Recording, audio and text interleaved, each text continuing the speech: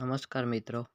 આજે આપણે કેમિસ્ટ્રીનો એક બહુ મહત્ત્વનો ઇમ્પોર્ટન્ટ ટોપિક શીખવાના છીએ: ઓક્સિડેશન, રિડક્શન અને રેડોક્સ પ્રક્રિયા.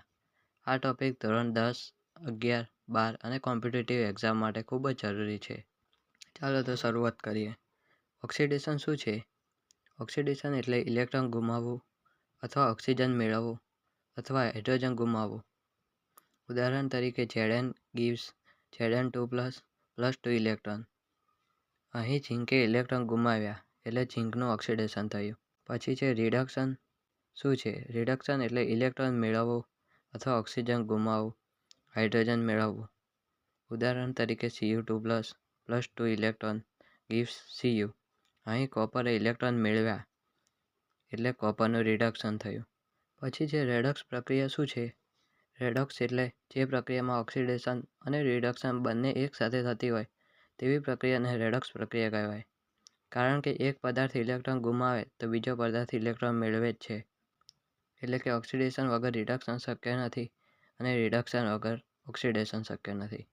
Zn + Cu2+ gives Zn2+ Cu. Zn થી Zn2+ બને છે ઓક્સિડેશન પ્રક્રિયા છે અને Cu2+ માંથી Cu બને છે રિડક્શન પ્રક્રિયા. આ બે પ્રક્રિયા એક પ્રક્રિયામાં થાય જેને રેડોક્સ પ્રક્રિયા કહેવાય. આથી આ સંપૂર્ણ પ્રક્રિયાને રેડોક્સ પ્રક્રિયા કહેવાય છે. પછી છે oxidising agent and reducing agent. Oxidising agent જે પોતે રિડક્શન થાય અને બીજાનું ઓક્સિડેશન કરાવે. ઉદાહરણ તરીકે Cu2+.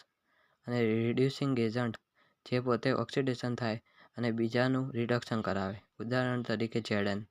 પછી આ ઓક્સિડેશન, રિડક્શન અને રેડોક્સ પ્રક્રિયા આપણા રોજિંદા જીવનમાં ક્યાં ક્યાં કામમાં આવે? તો લોખંડ પર જંગ લાગવો એ રેડોક્સ પ્રક્રિયા છે. પછી છે શ્વસન એટલે કે રેસ્પિરેશન, એ પણ રેડોક્સ પ્રક્રિયા છે. ઈંધણ બળવું, રેડોક્સ પ્રક્રિયા. બેટરી કામ કરવી, રેડોક્સ પ્રક્રિયા. પછી છે સારાંશ: ઇલેક્ટ્રોન ગુમાવે તો ઓક્સિડેશન અને ઇલેક્ટ્રોન મેળવે તો રિડક્શન, અને બંને પ્રક્રિયા થાય તો તે રેડોક્સ પ્રક્રિયા. કેમિસ્ટ્રી સમજવાની ચાવી છે. ઓક્સિડેશન અને રિડક્શન અતિ મહત્વપૂર્ણ ટોપિક છે.